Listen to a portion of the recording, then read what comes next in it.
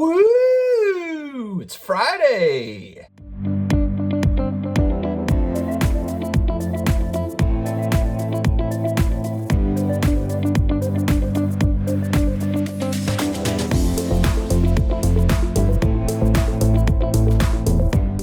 Sports card collectors, investors, all my collectibles friends, how are you doing? It is Friday morning. We have made it.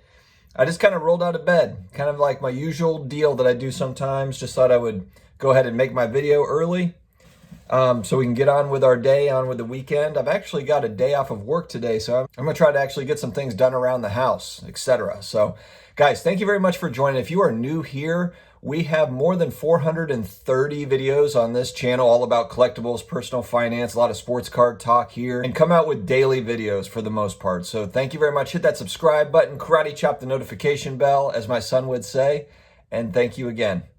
Also, if you would like to further support the channel and you happen to be an Amazon shopper, a lot of us buy through Amazon, we do have affiliate links in the video description. Any orders done through those links, we do get a small piece of it. Very much appreciated.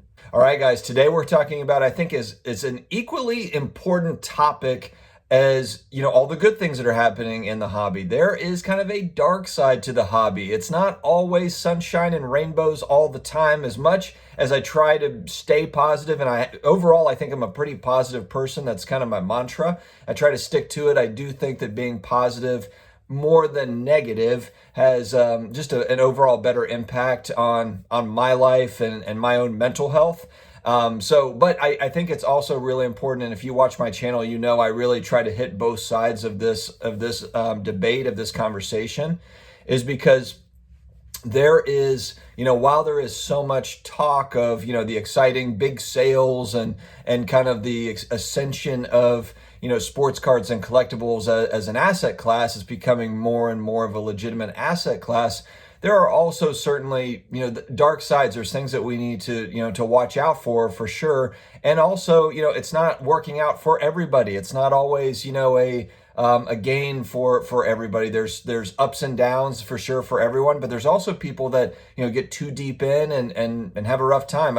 I'll start with the fact that there is an element to kind of sports betting when it comes to sports card investing. You know, if we're talking about just collecting our favorite players, that's a different thing. That's a whole different conversation. But we're talking about investing in sports cards. A lot of that can be emotional. It can be driven by the same things that drive us to, you know, bet on the Saints to win the Super Bowl. I'm a diehard New Orleans Saints fan, and I did not bet on them to win the Super Bowl. Maybe it was just, maybe I should have, and it would have given them some better juju to get through the playoffs. But the point is that there is some crossover there between sports betting and also sports card investing. And while it can be fun to speculate on players, it can be fun to speculate on your teams, your favorite teams, or just players that you think are going to do well in the upcoming season, etc. You know, there is so much risk to this. It's incredibly risky. You saw it last year. I mean, just a perfect example would be, you know, kind of the lead up to football season with Saquon Barkley and Christian McCaffrey basically being like top two, top three, you know, out of the top 5 fantasy football running backs. Both of them are hurt, you know, right out of the gate, week 2.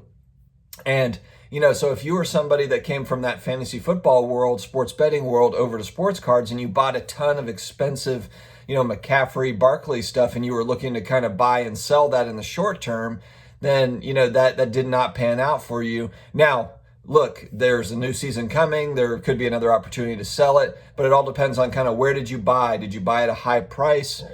And that's something that's not really talked about. You know, we do see a lot of prices going up, but there are also pretty big dips, you know, and then we do get, you know, some rebound and everything else. But I mean, there are folks that are buying on the high end. A great example of this also is August of 2020. There was just an overall general spike in sports card pricing. If you look at all the, you know, I use card ladder graphs, you know, to take a look at kind of pricing history to give me an idea, you know, on sales history for some of these cards. And August 2020, end of July, August 2020 is by far the most common spike. You know, that was kind of a height of sports card investing, and then it did come down. It sagged a little bit from, you know, September through October. And then it's kind of come back up, and it's kind of, you know, it's done a little bit more of a steady climb and dips and more of a normal climb. But But August 2020 is a great example of a massive spike that happened across the board. It's not even just like baseball cards or basketball cards. It was pretty much all cards. If you look at it, it's very consistent. Just a lot of buying activity August 2020.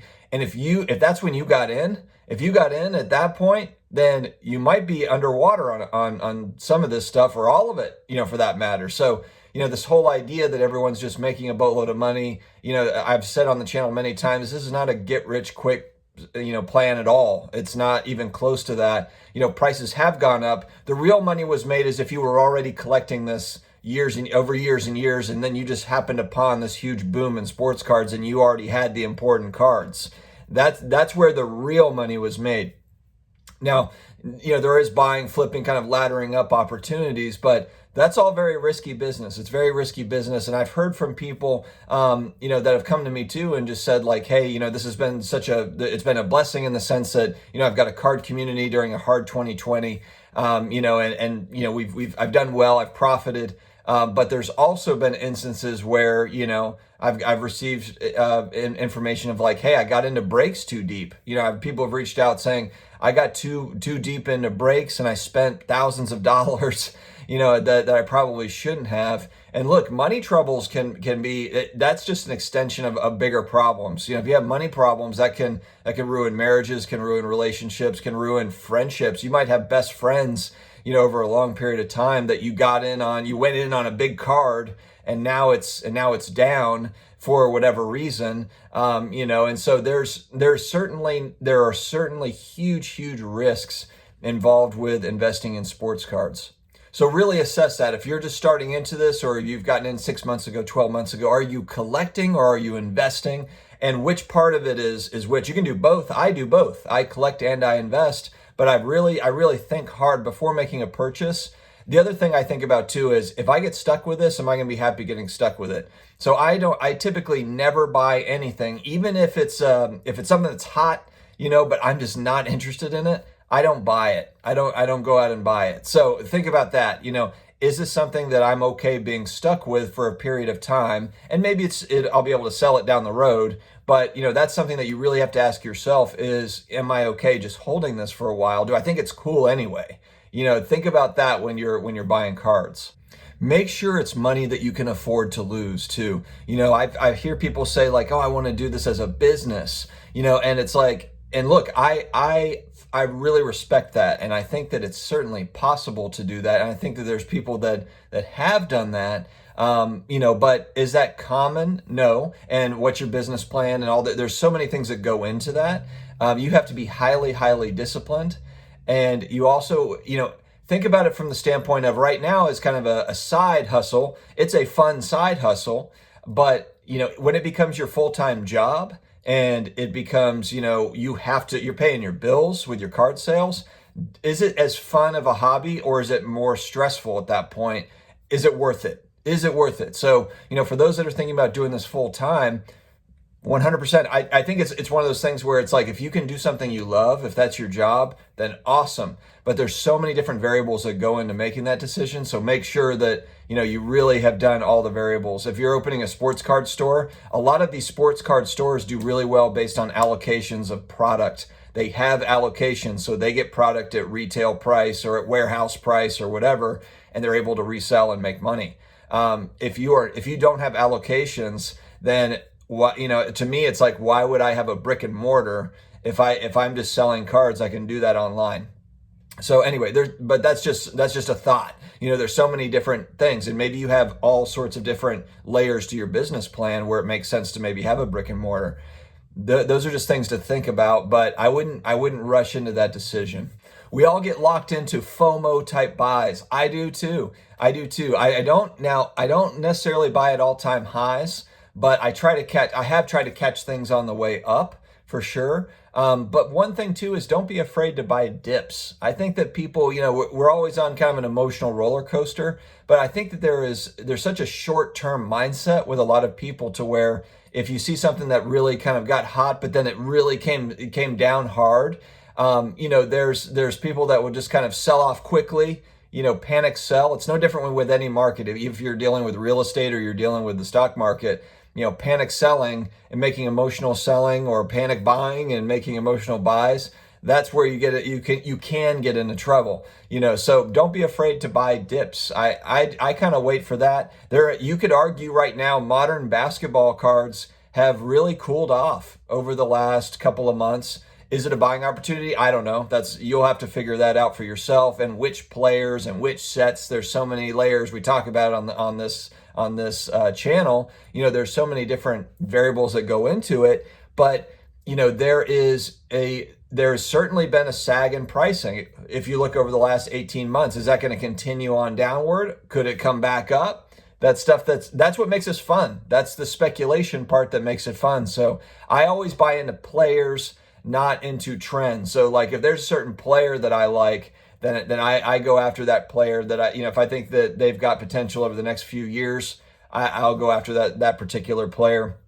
I always think about too is who's going to be the face of the NBA when LeBron, Steph Curry, and these kind of legends move on. And I think that'll happen over the next few years. Some people aren't patient enough to kind of wait, to see who, they're not necessarily, buying these guys now. I like, some of these young guys, and you can like them or dislike them, but Jason Tatum or Trae Young or Jamal Murray, I don't have a ton of Tatum and Trae Young. I have gone in on some of the Murray stuff, but these guys are so young. Devin Booker's 24? These guys are so young. They're going to be in the league for another decade. LeBron's not going to be here for another decade. Knock on wood. Maybe he will be. He's like a robot. But the point is like, there can be some opportunities out buying the dip, for some of these players, to where maybe in 2, 3, 4 years when they're kind of running the league, if you believe that they're going to be running the league, you've hit on some opportunities. So guys, we always like to end on a positive message. One thing I want to think about or kind of talk about too, just on the back of this, is like,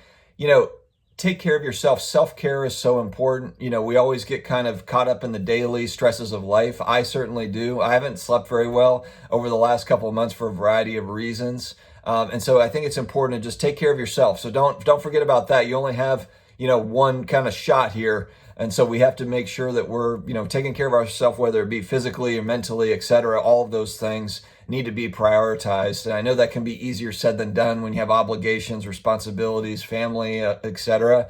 But we have to find a way to do it, because certain illnesses, they just don't discriminate. And a lot of them are based on stress. When you look at, cancer, for example, a lot of, variety of cancer, it doesn't discriminate, and stress can be a leader, kind of lead into those sorts of things. So, just be careful, take care of yourself, and have a really good Friday. Hope you all have a great weekend, and I will be back to you tomorrow. Have a good one.